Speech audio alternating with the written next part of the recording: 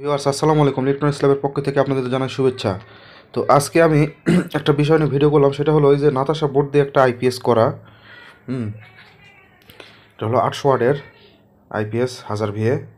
তো এই আইপিএসের এখানে একটা জিনিস হয়েছে কি, এর যারা যে কাস্টমার আইপিএস তিনি কি করছিল, ব্যাটারি তে হলো আপনার এই ব্যাটারি কানেক্টিংয়ে সালফার ধরছিল। তো সে সালফারগুলো পরিষ্কার করার পর সে তারগুলো লাগাইছে উল্টা করে। হুম মানে নেগেটিভের জায়গায় পজিটিভ দিয়েছে, পজিটিভের জায়গায় নেগেটিভ দিয়েছে। তো এই উল্টা করে দেওয়ার ফলে দিয়ে সে অনেকক্ষণ রেখে দিছে।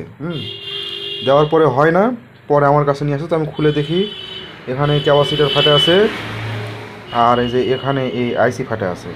হুম তো এটা আমরা রিপেয়ার করব। আর আপনারা আইপিএস অবশ্যই যখন কানেকশন করবেন নেগেটিভ পজিটিভ দেখে লাগাবেন। তো এটা রিপেয়ার করার জন্য প্রথমে আমরা এই সার্কিটটাকে আলাদা করে নিব, খুলে নিব। মসফেট তো বাইরে থেকে দেখা যাইতেছে ফাটে নাই, তবে কি কন্ডিশন হয়ে আছে জানি না। তো আমরা সার্কিটটা খুলে নিয়ে তারপরে দেখব। তো ভিউয়ার্স দেখেন, আমি যে সার্কিটটি খুলে নিয়েছি। হুম তো উল্টা পৃষ্ঠে দেখলাম যে সব পিনগুলো ঠিকই আছে, কোনো সমস্যা হয় নাই। হুম তো এখন আমাদের যেটা করণীয় হলো, এই সার্কিটটা রিপেয়ার করতে গেলে আমরা আগে এই ক্যাপাসিটিটা চেঞ্জ করে দিব এবং এই আইসিটা চেঞ্জ করে দিব। দেওয়ার পরে এই সার্কিটে আমরা পাওয়ার দিয়ে আমরা আগে দেখব যে এর হার্জ ভোল্টেজ ঠিক আছে কি না। যদি হার্জ ভোল্টেজ ঠিক না থাকে তাহলে এই ট্রানজিস্টারগুলো আমরা চেঞ্জ করব, মানে মেপে দেখব কি হয়ে আছে, অসিলেশন আইসি চেক করে দেখব। তো আমি আগে প্রথমে আমার যেটা করণীয়, আমি এই ক্যাপাসিটারটা আর এই আইসিটা আগে চেঞ্জ করে দিয়ে আমি দেখি কি কন্ডিশন হয়। তো ভিউয়ার্স দেখেন, আমি এই যে এখানে ক্যাপাসিটার বদলে দিয়েছি, এটা হলো 35 ভোল্ট 47 ইউএফ। আর এই আইসি বদলে দিয়েছি, এটা হলো LM324 নম্বরের আইসি। ঠিক আছে, এখন আমরা সার্কিটে লাইন দিয়ে আমরা হার্জ ভোল্টেজ মেপে দেখবো যে ঠিক আছে কি না। তো ভিউয়ার্স দেখেন, আমি এখন এটাতে লাইন দিব। তো এই যে দেখেন ইউপিএস এফসি মানে সব একসাথে লেখা উঠছে, প্লাস আপনার এখানে একটা বাঁশির একটা শব্দ হইতেছে। ঠিক আছে, তো এই রকম শব্দ হলে আপনারা কি করবেন, এই যে ওভারলোডের যে আইসি আছে LM324, এই ওভারলোডের এই আইসিটাকে খুলে দিবেন। যদি খুলে দিয়ে দেখেন আপনার সাউন্ড নাই, তাহলে এরকম আইসি আরেকটা লাগিয়ে দিবেন।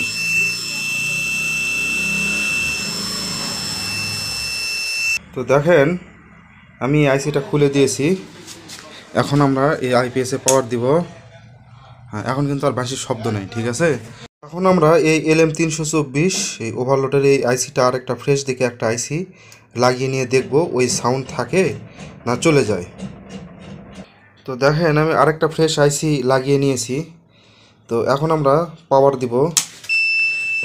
হ্যাঁ, ওই একই কেস। ঠিক আছে, ওই একই কেস। তার মানে এখানে একটা বিষয় আপনাদের আমি বুঝাই। এই যে যেমন দেখেন এখানে কিন্তু কিছু রেজিস্টর দিয়ে প্যারালাল করে দিয়ে কিন্তু লাইনটা এই পারে পার করে দেওয়া আছে, নেগেটিভটা। ঠিক আছে, তো এইটা ওভারলোডের কাজ করে। যেমন আপনাদের এই অন্যান্য সার্কিটে যে কয়েল পেঁচাইতে হয়, সেই কয়েলের জায়গায় এখানে এই রেজিস্টর দিয়ে লাইন পার করে দেওয়া আছে। ঠিক আছে, তো আমরা আগে দেখব যে এই রেজিস্টরগুলো ঠিক আছে কি না। যদি এই রেজিস্টরগুলো ঠিক না থাকে তাহলে কিন্তু এইরকম হবে, এবং এই ক্ষেত্রে কিন্তু আপনারা হার্জ ভোল্টেজ পাবেন না। ঠিক আছে, এই ট্রানজিস্টার পর্যন্ত, এই দুই ট্রানজিস্টার পর্যন্ত হার্জ ভোল্টেজ পাবেন, কিন্তু মসফেটে কোনো হার্জ ভোল্টেজ পাবেন না। তারপরে আমি আপনাদের মেপে দেখাই। দেখেন এখানে কিন্তু কোনো হার্জ ভোল্টেজ নাই। ঠিক আছে, এই পারেও কিন্তু কোনো হার্জ ভোল্টেজ নাই। তো আমরা এখন কি করব, ডাইরেক্টলি এই রেজিস্টরগুলা চেক করব। তো ভিউয়ার্স দেখেন, আমি এই যে অ্যাভোমিটারের একটা লিড আমি ব্যাটারি নেগেটিভ তারে লাগিয়ে নিয়েছি, কারণ এই নেগেটিভ তার আপনার হলো এই রেজিস্টরের সব মাথায় লাগানো আছে, আর এক মাথা খুলে দিয়েছি। ঠিক আছে, তো এই রেজিস্টরের মানগুলো হলো 1 ohms 2 ওয়াট করে। সেক্ষেত্রে আমার এই অ্যাভোমিটারের কাঁটা ঠেকে যাওয়ার কথা, কিন্তু দেখেন মাপ নাই। ঠিক আছে, মাপ নাই। আমার মিটারের লাইন কিন্তু ঠিক আছে, কিন্তু এই পারে কিন্তু মাপ নাই। দেখেন এই পারে কিন্তু কোনো মাপ নাই। তার মানে এই চারটা রেজিস্টরই কেটে গেছে। হুম, সে উলট পালট করে দেওয়ার কারণে এখানে কিন্তু রেজিস্টারগুলা কেটে গিয়েছে। তো আমরা এখানে রেজিস্টারগুলো লাগাই দিব। আর আরেকটা জিনিস দেখলাম এই রেজিস্টার খুলতে যায় ভালো করে, সেটা হলো এখানে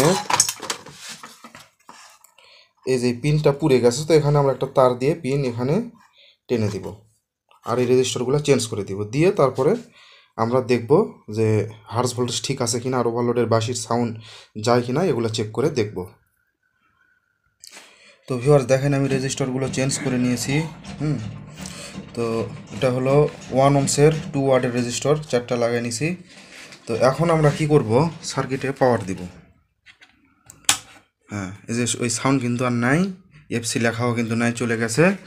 তো এখন আমরা হার্স ভোল্টেজ মেপে দেখব। তো হার্স ভোল্টেজ মাপার জন্য আমরা এই নেগেটিভ তারে মিটারের নেগেটিভ লাইন দিব, আর এই পজিটিভ লিডটা আমরা এই মসফেটের এই পাশে ধরবো, এক সাইডের, হ্যাঁ এই পাশে ধরবো। হ্যাঁ দেখেন এই যে আমার মিটারে কিন্তু ভোল্টেজ কিন্তু 5 ভোল্টের মতো আছে।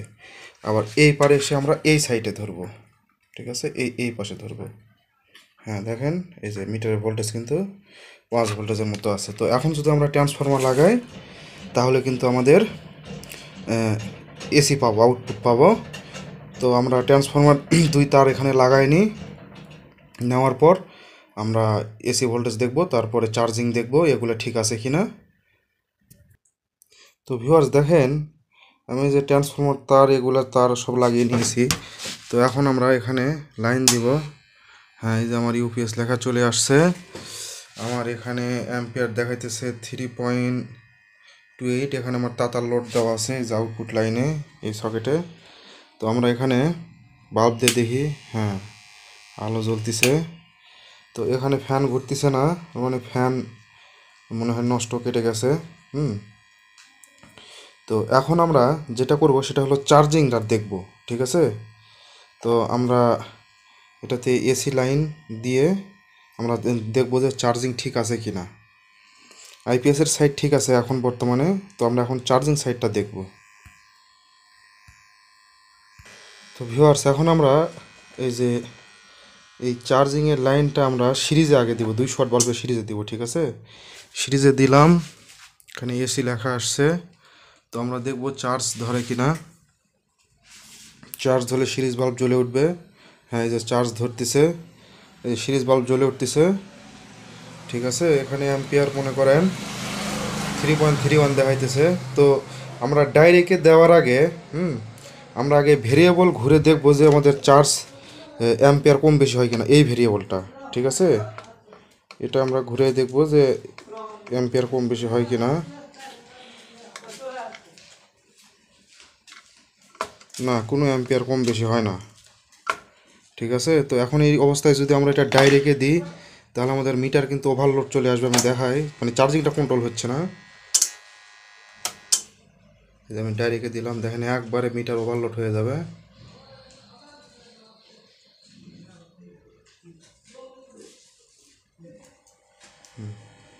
এই যে ওভারলোড, তার মানে এই অবস্থায় দেওয়া যাবে না, ঠিক আছে। দিলে কিন্তু আমাদের মসফেটগুলো কিন্তু লাস্টিং করবে না। তো এখানে আমার সমস্যা হয়েছে সেটা হলো, যেহেতু এই সার্কিটটা আপনার ব্যাটারি আগেই বলছে যে উলট পালট করে দিছে, নেগেটিভের জায়গায় পজিটিভ দিছে, মানে ব্যাটারি তার উল্টা করে লাগাইছে। যেহেতু আমরা দেখছি এআইসিও কাটা, এআইসিও কাটা ছিল, হ্যাঁ এগুলো কাটা ছিল। তো আমার এই চার্জিং ভেরিয়েবলের জন্য আমার এখানে যে LM324 আইসি আছে, এই আইসিটা কাজ করে, এটাও সম্ভবত কাটা।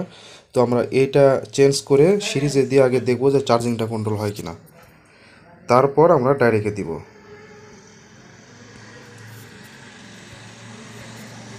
তো ভিউয়ার্স দেখেন আমি এই যে আইসিটা চেঞ্জ করে দিয়েছি। তো এখন আমরা এই ভেরিয়েবলটা ঘুরাইয়া দেখবো যে অ্যাম্পিয়ার কম বেশি হয় কিনা। এই যেমন দেখেন আমি আপনাদের মিটারের দিকে ধরেছি আর এইদিকে ভেরিয়েবল ঘুরাইতেছি।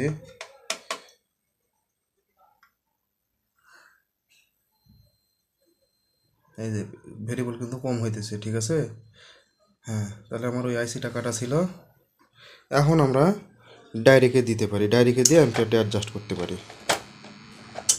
হ্যাঁ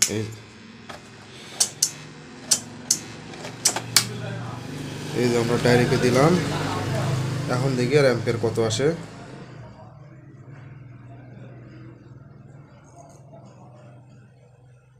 10 10 অ্যাম্পিয়ার, 11 অ্যাম্পিয়ার, 5 অ্যাম্পিয়ার। মানে এখন আমাদের এই ভেরিয়েবলটা অ্যাডজাস্ট করতে হবে। যদি আমরা চার্জ বাড়াইতে চাই তাহলে এই এই ভেরিয়েবলটা অ্যাডজাস্ট করতে হবে। যেহেতু আমার এই ব্যাটারিটা ফুল চার্জ দেওয়া, তারপর আমি একটু বাড়াই দেখাইতেছে, দেখেন 8 অ্যাম্পিয়ার, 10 অ্যাম্পিয়ার। তো আমরা এই জাতীয় ব্যাটারিতে এই 7, 8, 9 অ্যাম্পিয়ার রাখবো, তাহলেই হবে।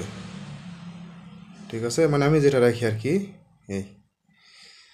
তো তার মানে আমার আইপিএস এখন কমপ্লিট। তো শুধু এখন আমাদের ওই কুলিং ফ্যানটা চেঞ্জ করে দিতে হবে। কুলিং ফ্যান চেঞ্জ করে দিলেই আমাদের আইপিএসের কাজ কমপ্লিট হয়ে যাবে।